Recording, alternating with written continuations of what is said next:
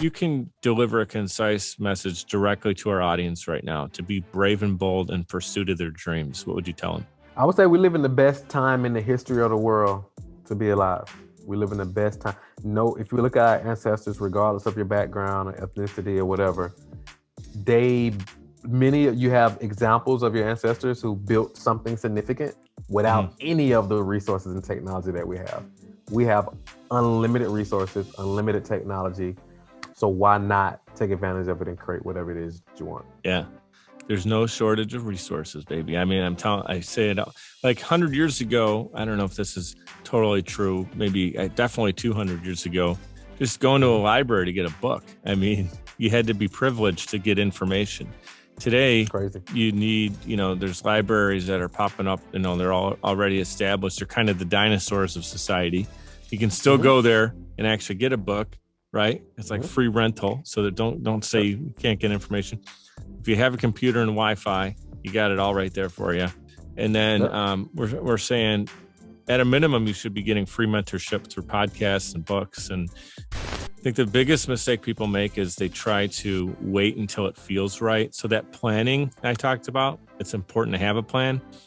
The problem with that is I know people who had a 4-year plan and they haven't done day one of it yet.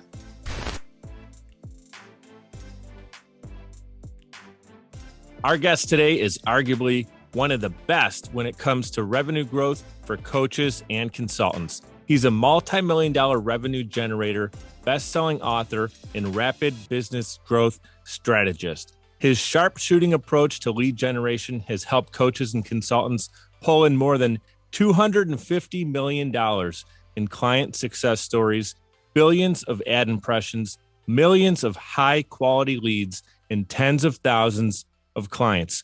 Welcome to the show, the king of client attraction, Marquel Russell. Hey, what's up, man? Thank you so much for having me, Mike. Man, I'm excited to be here. Great to be here. Guys, if you're tuning in or watching this on YouTube or listening on Apple, Spotify, wherever you guys are tuning in for, we just met moments ago, and the energy right now is super strong because we got some stuff in common that Marquel doesn't even know about that we're going to unpack in just a second. Before we get into that, I want to let you guys know that you can visit Paid Ad Playbook. It's PAIDAD Playbook.com, and you can see for yourself why so many have crowned Marquel the king of client attraction. Thank you so much again for being here. Thank you for having me, man. I'm excited, man. I'm honored. I appreciate it. So we're going to get into a little bit about what you do, why you earned that name, and your backstory as well. So we'll start off with some of your strengths, which we're halfway through 2021 when we record this. Just to put this on a timeline, if someone's listening, you can go back to listen to podcasts on demand, which is great. Why I love them. So if someone's listening a couple of years from now, just know that this is out halfway through 2021. Share with our audience right now, current day, the most effective lead generation tools available. I think right now is the most effective is going to be paid advertising. That could be, it could be multiple different platforms. One of our favorites is Facebook and Instagram. So Facebook and Instagram, like paid advertising, hands down. It's never been in a million years where you can actually target people so specifically with a specific message and then move them to a specific step, right? YouTube and Google are great as well, but just Facebook and Instagram, they don't really have, YouTube and Google don't have the same targeting capacity that Facebook and Instagram has. It's super, super sophisticated. I would agree with that 110%. And here's the part of the story I said that you may not know about myself is when I launched Social Chameleon back in 2017, which that's my podcast production done for you services company. When we launched, we originally were a media and marketing company, and I was doing Facebook ads and video content, and I still do video content and run ads, but it was for clients. I was walking into businesses because I was doing everything locally. I had some digital clients that were online only, but I was walking in businesses and explaining like how exciting it is that we're not doing the billboard marketing anymore, where the strategy was literally get this cool message, interesting message, something that's going to draw attention to it. You got to get attention. That's the oldest marketing in the world. To get attention, right? So you have that, but then you just have, okay, 10,000 people drive past this daily, and what percentage of them are going to take action? And it's when they need the product or service, then they have to circle back mentally. Hey, I saw that billboard. Marquel says he could do something about getting me a client. I have a small business. I got to find his number, go in the phone book. That was the way we did things not even that long ago, right? Like 10, 15 plus years ago. Again, we're in 2021. So what's exciting, what you just said, is Facebook and Instagram. And most people know this, it's not going to be news, but you can target who you want to see your ad. And what's even more exciting, and a lot of people know the word retargeting, but they don't understand it. Guys, if you're listening to Marquel and myself right now, we're talking about when you went and looked for those new Nike high tops or whatever it is, or that new purse or that Disney vacation. And all of a sudden, all you see is similar content to exact content being advertised to you. You looked for a team cap in the alternative color, and all you're seeing are the red Buffalo Bills hat instead of the blue one because you looked at that yesterday. And that's what we're talking about. And some people get freaked out by it, and I can understand because people even said, man, I was just having a conversation. All of a sudden, ad popped up 2 hours later. I don't want to really get into the rabbit hole and the weeds on that. What I do want to say is how effective it is to say, we have an audience that's shopping for this product. Now we will give them an advertisement for it. That's incredible. That's like going to the movies and sitting down and you're watching an action flick with Schwarzenegger back in the day, and all the previews are only they're tailored towards your interest. But it's not like that. So the Love movie comes on or whatever, and the kids movie comes on, and you're just like, are the previews going to be over? Now we don't do that anymore. It's specific to Marquel. Susie comes on. It's specific for Susie. Absolutely love it. Talk more about how powerful it is to actually advertise to the person who's clicking on the screen, on the phone, whatever it might be. Yeah. So basically, it's the really cool thing is like, you know, back in the day, like you said, not even too long ago, and some people still do it. Billboards, right? A Facebook ad. Imagine a billboard that's on the interstate, but it only was on an interstate that had people. It only popped up when people who was about to pass it that were targeted or interested in something like that. Almost like it was white. It was just plain, but then when the right people came by, it showed. So each car, each point of view is different. Imagine you're in your car, you look up, and I just went to Jurassic Quest with my family. It's like this like drive through. It's a mobile setup where they go city to city and they have dinosaurs that are like live motion kind of thing. It's pretty cool. I have a 6-year-old daughter. I thought she'd enjoy it. I showed her what it would be. She said she wanted to go. And funny enough, when I clicked on the ad, it was on Instagram. That's all I saw for 2 weeks was that it's coming to Buffalo. And I bought it. But so from my point of view, when I'm scrolling my social media, I'm seeing Jurassic Quest pop up, but the person sitting next to me in the same house using the same Wi-Fi is seeing a different experience. So that's like you're saying, sitting in the car, I look up and the billboard would be Jurassic Quest. The car next to me might be for the new Nikes. Bingo. So Amazing. like Facebook and Instagram ads are essentially a digital online version of a billboard. It's just online, and you can easily get in front of the people that you want based on certain actions they've taken. Because Facebook and Instagram, they know how you are. You know, they know, what city you're in. They know your interests based on your, your activities. They know more online. about we do than our own family knows about us. So, or more about us than they do. So that's probably not news to most of our audience. Our audience is a lot of young entrepreneurs or really entrepreneurs of all age that are looking to go from here to here. They're looking to raise their game. And so I've had guests on that have been Olympic world, gold medalists and just like, world champions. And I've had people who started and failed businesses over and over, and now they're to a crazy level of success. I have you helping people with millions of dollars of success stories. It's a powerful show with guests on the show. So I'm guessing most of my audience is not surprised by what we just said. Here's where I'd like to take it to a different level, though. There's people that are listening and they're trying to do it themselves. And I get it. Everybody starts somewhere. You got to, put 2 feet on the ground, start walking, right? And so you do your first Facebook ad.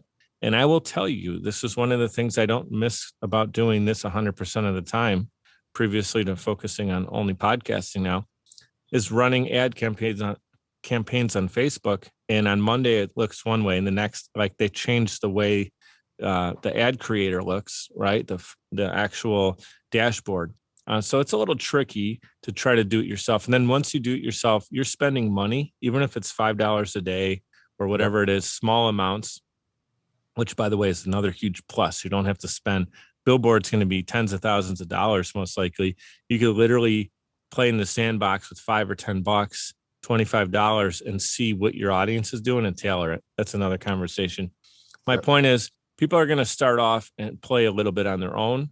When does a person or company, business, or it could be a solopreneur, when do they need to go from do it yourself to done for you? Is there kind of a threshold where you're like, look, you've graduated. It's time that you play with the big boys. How does someone evaluate that? So I think that's a great question. So I like to, because most people take the approach of, I don't want to learn it, so I'm just going to outsource it just from the beginning. And I think that's a huge mistake. I think to answer your question, I think you want to get to the point where you're at least $30,000 a month. $30,000 to $50,000 a month is a good sweet spot, because at that point, you got product market fit, and you've been running ads. So I would recommend running your own ads till you at least get to that $30,000 to $50,000 per month mark. Running some ads, and you got some proven ads, and then you bring in an agency to help scale those ads, right? Help scale those ads and test other ones. But now you kind of come to them with some data. You got some proven ads. Your offer is proven. Now they can come on and work on it. But a lot of people, they expect an agency to come in to figure out all the marketing form, all the sales woes, and all of that. But that's not where they can really shine. You want to have something that's working. They come in where it's proven, and they can actually help scale it up. Yeah, I think that's great. And I think it's important for a business to have a pulse on what's going on, so then they can be somewhat active. I mean, it's okay to say, look, I don't want to totally know exactly what's going on, but it's good to know what's going on.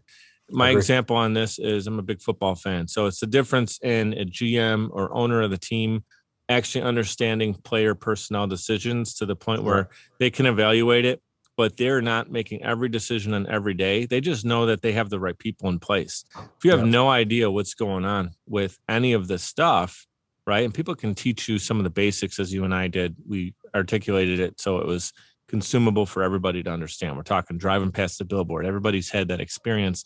We're talking about clicking on social media. Most people have had that experience. So we're not asking you to learn, some algorithm on a chalkboard right now. That's not what we're talking about. So the business owner, it's important, in my opinion, for them to actually have a little bit of understanding what we're doing behind the scenes, right? And then we can, it's a group conversation, and then a really good marketing team can take what's going on in the past. You should be able to say, this is what's working and not working, or at least have an understanding. Hey, we've run these ads. We spent this much money. We're really struggling. Can you take us to the next level on it? And then there's something to work with. And I want you to talk a little bit about A/B testing and how cool it is with digital marketing to actually see what's going on, so you can adjust an ad. So when you're before you spend let's say you have a $50,000 monthly budget, before you wipe that out, let's say you're $6,000 into it, just picking a number, and you notice that you got thousands, tens of thousands of impressions in like 3 clicks. It's not the end of the world. You change the game plan. Talk about it. Yeah. So basically, like you said, you can just really change things on a dime. So let's say, for example, we typically look at a campaign and say, okay, you want yeses in these particular areas. So you want, is at least 1% of people who see the ad clicking. And in that particular case, the answer would be no. So it's like 6,000 people have seen this ad, only 3 people click. I mean, you probably catch it a lot earlier, but let's just say that happened the way it happened, like that. Yeah. And like if someone came to you like, this is what our numbers are before working with a marketing company, they kind of feel like they're bleeding at that point. Exactly. So now it's like, okay, why aren't people clicking the ad? Right. So it may be an image issue, it could be a copy issue. And the cool thing with like Facebook and Instagram is you can actually test those different things. But I always recommend just starting out with one. So don't try to start out with like, 10 different ads and all the different type of stuff. Just start off with like one ad, one copy, one image or video, test a few different audiences. We call it the 5x5 by 25 method, right? So you pick 5 audiences. You get, target, you launch 5 different, you have 5 different ad sets. with 5 different audiences. And then you launch those at about $25 a day per one. So you spend about $125 a day. You let that run for 3 to 5 days. And at that point, you kind of got an idea of what's working and what's not. And are you getting a yes on these? Are you getting yes? 1% of people are clicking the ad. 20% of people are converting on the landing page, so they're becoming a lead. If you have like an application high ticket model, you have people schedule calls, so it's at least 10% of people scheduling calls, and then, at least 20% of people buying, once you get them to a conversation. So based on your baseline numbers, are you getting a yes in these particular areas? Wherever you're getting a no, that's where you want to fix. But most people, just because they aren't making sales, they'll kill the whole thing, but they'll be getting a yes everywhere else, but on the phone call process. And talk about, so if someone's understanding now, you got their interest, they're really looking to do this, and maybe they're already thinking about hiring a team to do it. I would say it's probably rare, tell me if I'm wrong, that someone is going to be spending that amount. Like I said, $6,000 or, 50 grand. They're probably not spending that amount with at least putting some kind of team in place to work with, even if it's hiring Timmy down the street who says he's good at face. They got to do something. I would imagine they're not just like blindly spending that kind of money. And if they are, that's really, pretty big red flag of a company just throwing money away, right? So that's probably not very common. It's more so someone's graduating up into those bigger amounts, and that's when they're like, we really need a team to help us. So what are some ways that people could set up parameters so they can like check to see what's going on? I know there's phone numbers that people use, like it's a 1-800 number that only could be called from the ad, or it's a website that's clicked on. So it's a landing page and you can have, you know what I mean? Like it's obviously only tied to the ad. So, if I got this many clicks, it's because of the ad specifically. So what kind of parameters are set up? Right. So yeah. So are you saying that people, are you saying the $6,000 a month or $6,000 a day, or what are you saying when people kind of have graduated? And I was just saying in my example, like if somebody that was just saying if they had like a $50,000 budget and they could know like way before they spent all of it. And I just use $6,000 as a number to say like at that point, what is your $6,000 getting you? It's really cool that you could pivot like on a dime, like you said. But just if you could talk about some of the actual parameters that people are checking against. Is it click-through rate? Just if you can like speak to layman's terms for our audience on it. Yeah, for sure. So basically, a good rule of thumb is you want to basically, let's call it a brand new campaign, right? And you kind of want to look at like, what's your, you want to at least let your ad run 3 to 5 days. If you launch a brand new campaign, let it run 3 to 5 days. And then you want to shoot to spend 1 to 2 times KPI. So let me just make this real plain. So a KPI in advertising or anything is a key performance indicator. So it's basically some baseline numbers. Yeah. Parameters. Anybody that's done sales should know what a KPI is, right? Correct. Yeah. So let's just say, for example, you want your lead cost to be $10 per lead. You want to let your ads run, and if this particular campaign's lead cost gets to like $20 a day, $30 a day, then of course you want to kill it because now it's far exceeded your $10. So you want to just kind of let it run 3 to 5 days and just kind of let everything settle a little bit so you can kind of see what's out of KPI, what's doing better, and then you can kind of cut off the fat and then let the other stuff run. Typically about 80% of the stuff you launch isn't going to work. So now you're just kind of putting it out there and seeing what works, what doesn't work, kill the stuff that isn't, and then, optimize for the stuff that is working. It's incredible that in 3 to 5 days, you could know how successful something's going to be. When again, in the past, it took 3 to 5 days just to get someone out to fix the billboard for you, Exactly. Took 3 to 5 days to get a phone call back from a designer to build something that you're going to, and here in 3 to 5 days, you already know this is going to be successful or not. We need to change the direction of it. The picture, we need to, something with the copy. I know Facebook is huge on, at one point it was 25% or less of the picture you couldn't have text on more than 25% of the picture. It would not even get approved. If it was things that were potentially political, it would get shot down. I remember running ads like 4 years ago that it was difficult for these small businesses to even get approved on some of the everyday, things that you and I would be like, oh, that's not a big deal. but I agree. you'd be surprised. So that's another point of working with a professional like yourself, that you've seen it every day. Who's going to know what to do and not to do? I mean, even though Facebook has their guidelines and it's like 18 pages, everybody could read through. Your eyes roll in the back of your head when you do that. But how you'll learn, in my opinion, is you run an ad and it says, nope, 25% or less. And then you fix it and then it goes through. Now the rest of your ads are going to be improved because you just learned. And then all of a sudden it might tell you it's not performing because of this or that. And your A/B test tells a story. Now you learn about what's working for this client. So I think that's super important. What I want to do real quick, we're going to get to your story, as I mentioned at the top of the show. We're going to dive deeper in. First, we're going to take a quick sponsorship timeout. We'll be right back in 60 seconds. Podcasting is a great way to engage with your audience and stay consistently relevant. The only problem is you don't have the time or desire to produce your own show. You simply want it done for you, and that's where Social Chameleon comes in. All you need to do is press record and upload the files. We'll handle the rest. From planning, production, post-production, distribution, and digital marketing, we have you covered. We realize that times are tough and funds are tight, and Social Chameleon believes in building supportive business relationships. By clicking on the link in this promo, we'll provide you 7 free podcasting tips to get started, as well as a free 30-minute online consultation. This is the perfect opportunity for entrepreneurs, keynote speakers, industry experts, influencers, and anybody who has a personal brand. With Social Chameleon, we help you build a brand that is out of this world. We're ready and waiting, so what are you waiting for? Click on the link to get started today. All right, we're back in action with Marquel, and you guys can connect with him directly on social media. I have all of those links clickable in the show notes, and check out Marquel on LinkedIn and on all his other social media. He's very active and great content there as well.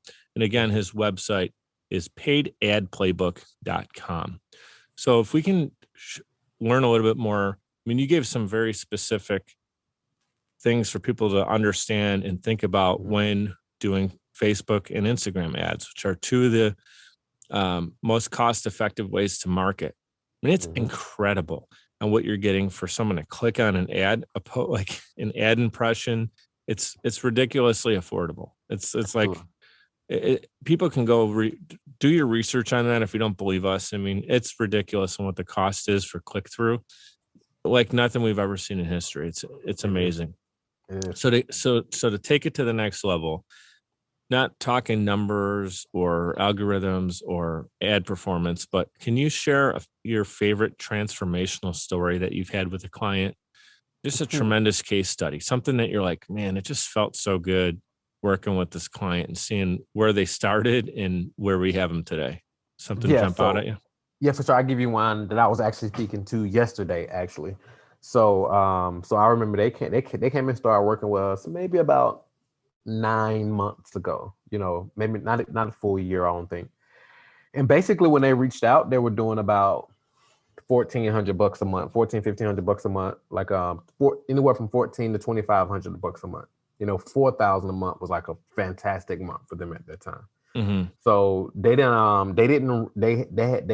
enroll immediately. They actually took about 6 months to actually enroll because they was kind of like hesitant and things of that nature. So they decided to go ahead and finally pull the trigger. The first month they made $25,000. Wow. The second month they made $40,000. Third month they made $60,000. Continued to grow. Now they average about $135,000 a month. And and yesterday we was kind of mapping out, okay, how do we get you to the $500,000 a month? And they're working a whole lot less, which is even more important. You more than 10x them in the first month. I mean, that's incredible. Yeah, it's crazy. Yeah, I mean that's the kind of stuff I was seeing too, and it's like and you can get performances that are organic content. That's awesome too, like that, where people there's a branding and marketing, two separate things. We're talking about marketing today, but that you can really see crazy improvements in people's impressions and. But here it's like you could literally say you're spending $1,500 and we got you $25,000 here, right? And there's that positive story. So that's really cool. Now, when did you know you would be getting into this? Like, did you have a passion for marketing from a younger age, or like a kind of a media deal. I see there's a gold record behind you on the wall. I want you to kind of get to that at the end of the story and what you have going on. Also, Yeah, for sure. looks like you and I are both dads. I see you got a dad is my hero on the wall there. So we want to know about you, but talk about that transition, how you got to where you're at today. Yeah, for sure. So basically, so it's interesting, man. So I actually didn't have any aspirations to do any of this stuff. To be honest with you, I actually dropped out of high school in 10th grade. I have a ninth grade education. Started selling drugs at a young age. I had my first son when I was 19, and I was in jail when he was born, which is crazy. Just and fast forward a few years, I ended up getting into artist management and club promotions. So I was managing some artists doing club promotions here in Atlanta. And when I was in the club, I got introduced to network marketing, which, you know, you kind of recruit people. They tell you to get to, and they'll get to, and they'll get to, kind of that business model, Sure. right? So I was into that. And that actually led me into direct response marketing, because they were just teaching how to talk to strangers, how to do meetings, things of that nature, the old school way. But somebody on my team introduced me to online marketing world. I didn't even know this stuff exists. So I got introduced to that, and I was just amazed with direct response marketing, like how you can create marketing that attracts people to you. So I just got obsessed with it, started learning it, buying everything I can get my hands on, and I started teaching what I was learning. And that's how things began to blow up. Now, I obviously didn't blow up immediately, because at first I was just buying stuff, but I wasn't implementing anything. And it took me a few years before I actually started implementing anything. But once I started implementing consistently, and what I was doing then was content creation. So I was doing the content creation, just creating videos, teaching what I was learning. People started reaching out, asking me to teach them. Then I learned that you can actually create courses. So these courses I was buying, I could actually create my own and teach other people. So that started working out a little bit. And then people wanted me to coach them. So then I discovered that coaching was an industry, right? So I was like, okay, well, just pay me this. So just a small amount. So I started coaching people, and people was actually getting results from what I was teaching them. So then that led me to getting on stages, and people wanted me to speak on stage. I had a huge fear of public speaking. So I started learning about public speaking and things of that nature. And then started speaking on stages, you know, and I at this point, I was still doing network marketing. But as this thing started to go, and I was kind of doing the math, I was like, okay, I'm the number one recruit in this network marketing company, but my check doesn't look like it. So I decided to pull away from that, just go full time into my own coaching and training company. And and just fast forward now to date, we have over $250 million in revenue, and that award right there is actually one of the awards that we give our clients. So we give our clients awards based on what they've accomplished since working with us, whether that's add an extra 5 figures to their monthly revenue, add an extra 6 figures, add an extra 7 figures, and so forth. And that's just one of the awards that we That's a digital marketing award back there. Which one right here? Yeah. Yeah, that's the top one. That's an award that we give our clients. Yeah. That's awesome. So here's what I heard, guys. Let's pause for a second. And Marquel, I'm gonna backtrack, right? Because I think the lesson that I'm hearing here that I want to make sure we don't just override. Keep riding. The lesson I hear is that you got started in something, network marketing. You had the ability, the mindset of just learning, growing. You were a sponge, and you saw people around you, kind of old school. Hey, get 10 appointments today, and you sell one of them. Yep. Call 200 people this week, get 10 appointments, and sell one of them, or whatever. And you're like, I got to figure my numbers out, and I want to try to get 10 sales a week. And then all of a sudden it's like, man, I got to meet with how many people? 100 people. And, and then your buddy is like, oh, I'm meeting, I'm getting 1,000 clicks on my site just by putting this little thing out. And so your brain started to think smarter, and also know that what your buddy was doing was only a seed planted. It wasn't the end result of what you're going to be. So then you transition there. You talked about, you had a rough past. You had something going on where you're, in jail, and your son, you said, was born while you were there. Yeah. So we'll talk a little bit about your personal transformation, how you got yourself out of that predicament and into a successful business person that you are today. And then what I love about what you shared is it didn't just stop there. It wasn't just you, yourself, and I that was benefiting from what you're learning. You started to teach other people. Like when you, and I'm very similar to this, if I get something I like a new phone, or see a new movie, or have a client breakthrough, I don't want that to be for me. I want to share it with my friends, my family, my network, my clients. Like, it gets out to everybody, because when you see there's a better way, you want to show the better way to other people. So you started to do these courses. Now you knew you could monetize it, but you're also good at what you were doing. So people paid you to do it. Yep. It wouldn't work out. You wouldn't be where you're at today if it wasn't working.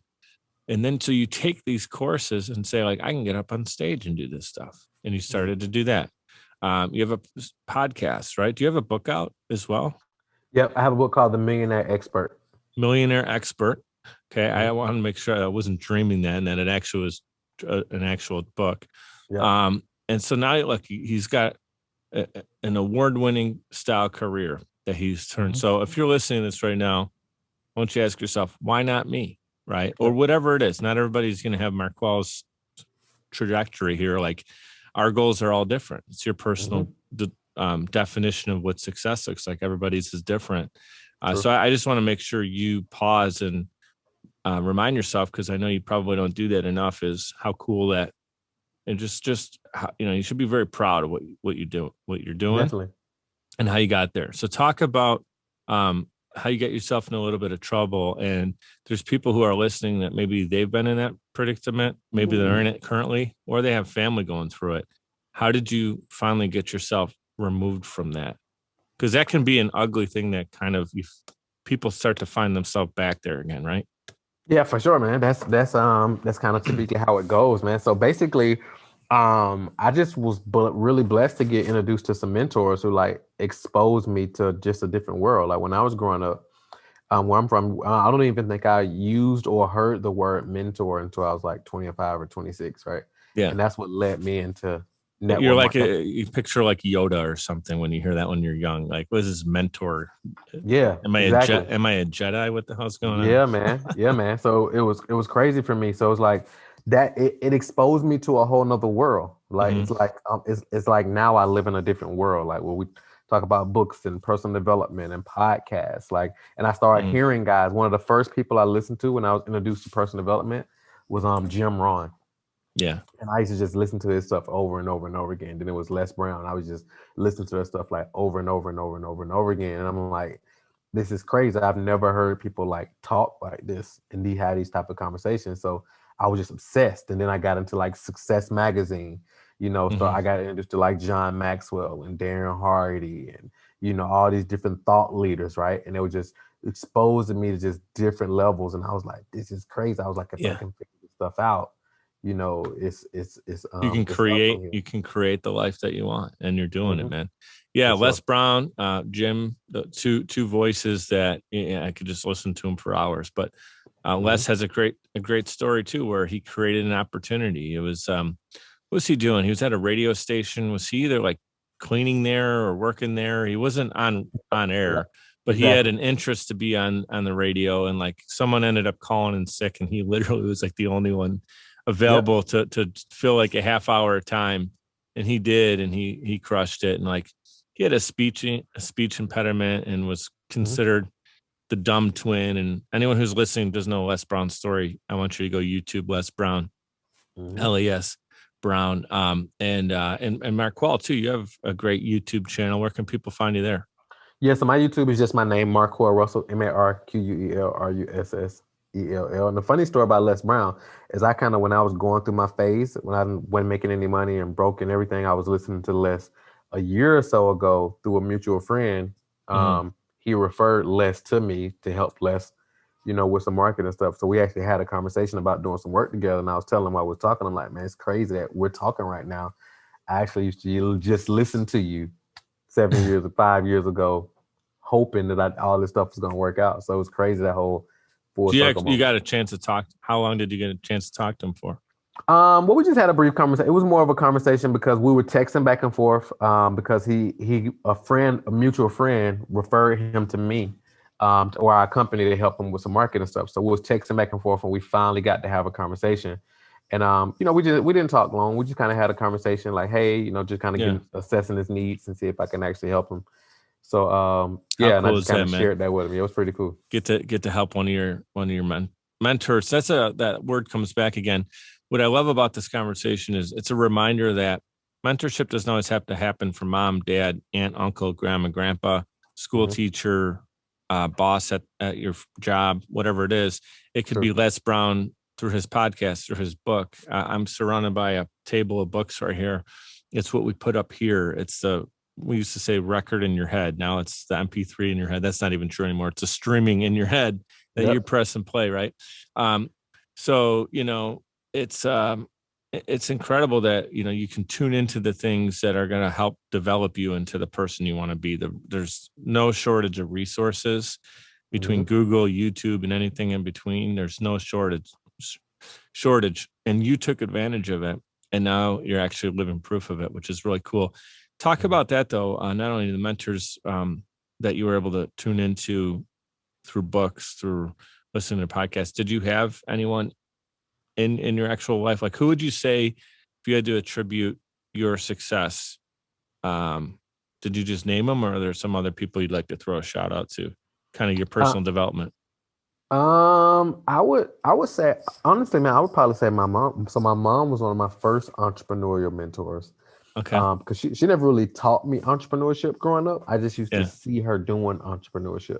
Yeah. Right. I used to just see her doing. She never sat down and was like, "Hey." That's the best way to teach, is to do it through actions. Yep. So that's how I saw it done. She never like, "Hey, here's what I'm doing. Here's how it works." Here it's like, read this book. None of that. I just saw her doing business, and I didn't really pick up on it then until like much later. And I'm looking back, and I can make those connections. But yes, I think that was probably one of our first entrepreneurial mentors.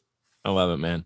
So I got a couple more questions for you. I want to hit a little bit more on back on the digital marketing. I love the fact that you had a connection with your mom. So important to have that, and that you were able to seek out professional mentorship where it was available. Huge lesson to learn there. So going back to you running Facebook and Instagram ads personally and with your team and just crushing it. We talked about certain things that you can do to set yourself up for success before we took the break. And then we got into your story. I want to have you articulate for our audience 3 things not to do. Like, just throw these out. Or what are the biggest mistakes that people make that you see over and over and over again? You're like, man. When it comes to ads? Yeah, running ads. What are like 3 mistakes? I would say number one is not giving the ads enough time to actually run to get enough data to make any decisions based on. So that's number one. Number 2, I would say trying to figure it out on your own, right? Is too many experts who've already done it, go on there and you pay somebody else. A lot of times people just try to hold on to the money versus like using the money as a tool to buy time. And the way you buy time is by hiring somebody to do it. So it's like somebody's listening right now and you like the idea of podcasting. I mean, you don't go to YouTube and watch tons of videos on how to start a podcast. Mike just said he has a done for you service. So you get somebody who's already done it. So I think number 2 is like trying to figure it out on their own. Number 3, I would say 3, and I'm gonna give a bonus as well. So number 3, I would say is not making data-driven decisions. So a lot of people run advertising and they say, well, I just feel like this, so I'm gonna turn this off because I feel, versus saying, okay, this is what the numbers are saying. The numbers are telling me to shut this off. And then the last thing I would say, this is probably number 1. Well, this is number 1 because this is the most important before you launch ads, is not investing enough time on messaging and like getting crystal clear on the copy, right? The copy, right? So it's like figuring out like who's your ideal client, what are the biggest challenges, without being fancy with the words, like exactly what they're saying, what kind of messaging would they resonate with to make them raise their hand. Most people don't spend enough time on that. They think it's the targeting, they think it's all this different type of stuff, but it all boils down to the messaging. So good. Yeah, I love what you said there about trying to do it themselves. At a certain point, I get that you have to get up and run and start something yourself. I commend it. But then you get to a point where it's like, with your own money, you hire a financial advisor, a professional who understands the market, who understands diversifying a portfolio. And we put the portfolio in their hands because they've seen it before. They know what they're looking for. They know how to react to things when it goes right, when it goes wrong. And we don't, because we're not the expert. And so it's put it in the hands of the experts. What I'll add to that is make sure the person you're working with actually is getting results. If they're not doing it for themselves, then what makes you think they're going to do it for you? So that's kind of the thing I would say there. And I love what you said is like anything in life, the lesson is you have to have a plan. That's something my father told me my entire life is you got to have a plan. And it's as simple as that. If two people tried to get to an end result, one person had a game plan, the other person didn't, who is going to get there first? I mean, it's a no-brainer. So that's awesome, man. I totally agree there. So to get us back, right back to you again, put a bow on this. I know I got you for like a couple more minutes, right? So you are actually an author, but in this, I want you to be like a hypothetically think of this question. So you're the author and the protagonist in your own life story. You get to write the ending. So there's a bunch of blank chapters right now. God willing, you get to continue to live a long and prosperous life. You're looking back, you're reflecting on it, and you get to define your legacy. What would that be? Just a legacy of impact. I have impacted, millions of lives. Millions of lives have been transformed. Millions of millionaires, and just impact, man. People, just how I sat here and talked about like how Jim Rohn, impacted my life. And I know millions of people share the same testimonial, same just impact, not only from my personal family, right, but for millions and millions of families across the globe. Yeah, you're already doing it, man. Yeah, for sure. You're doing it. Sure. Continue rolling. Don't stop. This stuff is going to change. I mean, in the last handful of years, the way that you run a Facebook ad to the way you do it today is there's similar core concepts, but there's a lot of new things that have developed and changed, and you're always on the cutting edge of it, which is really cool. And it's the way retargeting happens is going to be a little bit different as things change too, which is really cool. And there's new social apps that come out all the time, so you got to learn the new stuff the new way. And I see you doing that. For sure. If you can deliver a concise message directly to our audience right now to be brave and bold in pursuit of their dreams, what would you tell them? I would say we live in the best time in the history of the world to be alive. We live in the best time. No, if you look at our ancestors, regardless of your background or ethnicity or whatever, you have examples of your ancestors who built something significant without any of the resources and technology that we have. We have unlimited resources, unlimited technology. So why not take advantage of it and create whatever it is you want? Yeah. There's no shortage of resources, baby. I mean, I say it like 100 years ago. I don't know if this is totally true. Maybe definitely 200 years ago, just going to a library to get a book. I mean, you had to be privileged to get information. Today, you need, there's libraries that are popping up, they're all already established. They're kind of the dinosaurs of society. You can still go there and actually get a book, right? It's like free rental. So that don't say you can't get information. If you have a computer and Wi-Fi, you got it all right there for you. And then we're saying at a minimum, you should be getting free mentorship through podcasts and books and things that you can do. And then the next step would be actually get a coach. And I'd say the next step, or even step before getting the coach, is get started in what it is that you want to do. I think the biggest mistake people make is they try to wait until it feels right. So that planning I talked about, it's important to have a plan. The problem with that is I know people who had a 4-year plan and they haven't done day one of it yet. They've planned it for 4 years. They've executed 0, which I understand you want to make sure you're not making a ton of mistakes, but it's a mistake to not get started as well, right? I agree. You got to be somewhere in between. Don't be the guy who kicks the door in, runs in like a bull in a china shop and just makes a disaster because he has no plan. And don't overplan. And you started when you're 30 and now you're 40 and you didn't even do it yet. Because the world in 10 years is going to be so different. Marquel can tell you with ads. If he didn't get started when he did, he'd be learning it today and he'd be learning a whole new system.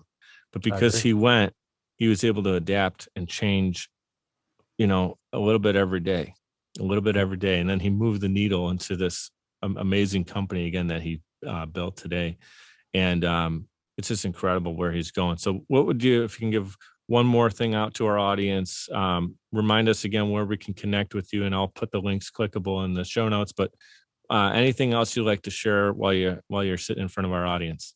I would say get crystal clear on like I tell people all the time, like whatever you want 5 years from now, you got to start working on now. So I would say get crystal clear on like, what does that vision look like for you without any limitations?